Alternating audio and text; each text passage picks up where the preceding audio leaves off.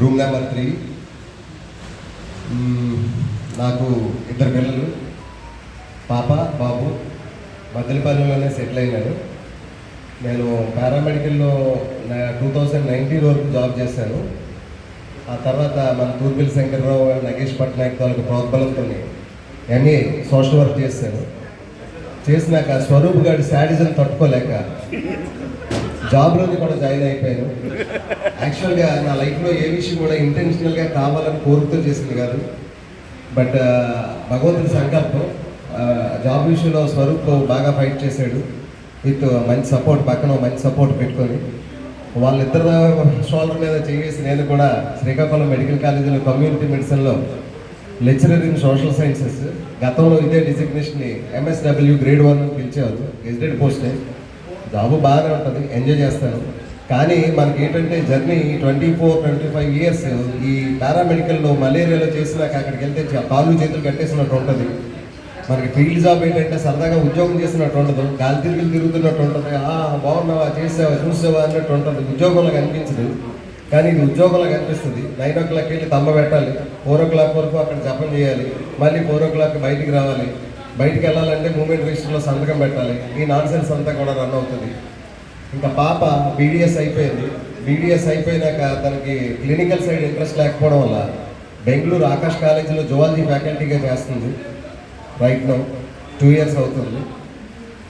బాబు Shiv Nadar university అని నోయిడా దగ్గర BTech చేశాడు, ఎలక్ట్రానిక్స్ కమ్యూనికేషన్స్. 1.5 year అక్కడే జాబ్ చేశాడు. క్యాట్ ఎగ్జామ్ రాద్దామని చెప్పేసి 3 months ఇంటి దగ్గరే కూర్చొని ప్రిపేర్ అవుతున్నాడు. సో అది నా పొజిషన్. అయితే వీళ్ళు మిగతా వాళ్ళందరూ 2 నిమిషాలు 3 నిమిషాలు మాట్లాడారు. నేను 10 నిమిషాలు మాట్లాడతాను అనుకుంటున్నాను. వీళ్ళందరూ పర్మిషన్ ఇస్తే తప్పదు. నా లైఫ్లో ఈ ట్రైనింగ్ కానీ జీవితం కానీ ఒక అద్భుతమైన ప్రవాహం ఎలా జరిగిందంటే, అసలు ఇది ఒక ట్రైనింగ్ ఉన్నదన్న సంగతే నాకు తెలియదు. అక్కడ చోడవరం దగ్గర విజయరామరాజపేట మా నెగిటివ్ ప్లేస్. అక్కడ గాలి తిరుగుతూ ఉంటే మా సూపర్ సీనియర్, రే మీ బైపీసీ వాళ్ళకి కోర్స్ పడిందిరా, అప్లై చేస్తాం ఏంట్రో అన్నాడు. ఏంటి పడిందంటే MPHA అని పడిందిరా అన్నాడు. MPHA పేరు నాకు తెలియదు అంటే, అది కాదురా ఇంతకుముందు శానిటరీ అనేవారు కదా, ఇప్పుడు దాన్ని MPHA అని అంటున్నారు, సో జాయిన్ అవుతావు ఏంటంటే ఎప్పుడు అన్నాడు. ఈరోజే లాస్ట్ డేట్ అన్నాడు. ఈరోజే లాస్ట్ డేట్ అయితే ఈరోజు చెప్తే ఏంట్రా అంటే, లేదు సాయంత్రం వరకు టైం ఉంది కదా అని చెప్పేసి చెప్తే మా ఫ్రెండ్ వైజాగ్ వెళ్ళేవాడు ఉంటే వెంటనే application, simple application, mark list application రాసేసి పంపించేస్తే వాడు పోస్ట్ చేసి ఎవరే లిస్ట్ పెడతారట, లిస్ట్ పెట్టినప్పుడు ఏమో మీకు కమ్యూనికేషన్ వస్తుందట, కమ్యూనికేషన్ వచ్చినప్పుడు మీరు సెలెక్ట్ అయితే జాయిన్ అవుతారట అని చెప్పేసి పంపించారట.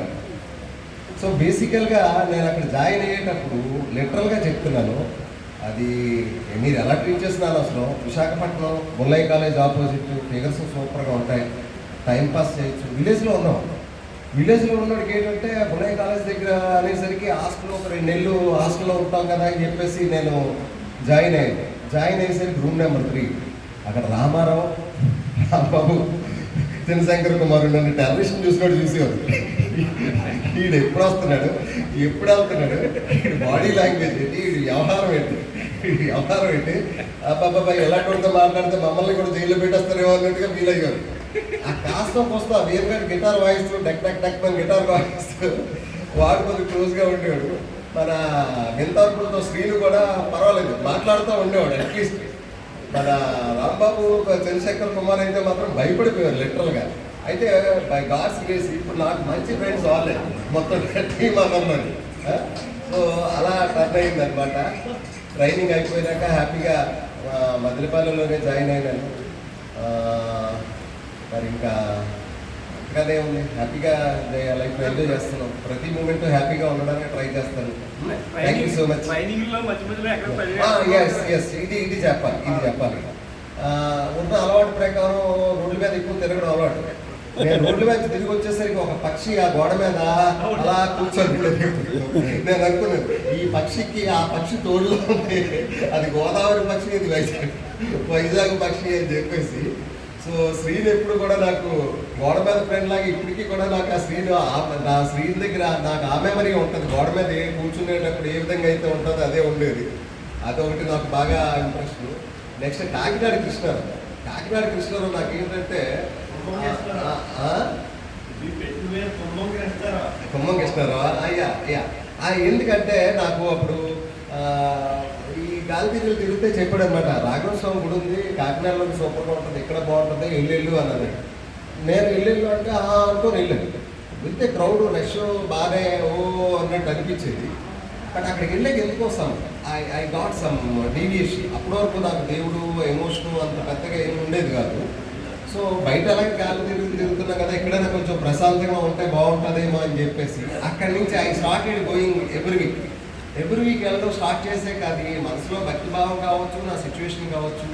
అక్కడి నుంచి మా ఫ్యామిలీలో మా ఫాదర్ లెక్కర్ మానేయడం కానీ, లేకపోతే మేము ఇల్లు కట్టుకోవడం కానీ, మా తమ్ముడికి జాబ్ రావడం, నాకు జాబ్ రావడం, బ్యాక్ టు బ్యాక్ వచ్చేసరికి నేను ఆ టెంపుల్కి వెళ్ళిన ప్రతిసారి కూడా మనకి ఇప్పటికీ కూడా కంటిన్యూ చేస్తాను, కృష్ణారావుని రీకలెక్ట్ చేసుకుంటాను.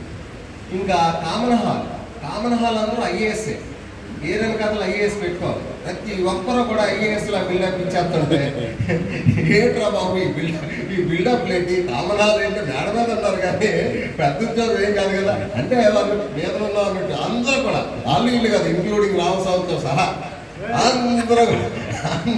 అందరూ కూడా ఫుల్ మేరపాటి చేసేవారు. But we enjoyed a lot every moment. Thank you so much for this opportunity. Chandrashekhar Kumar.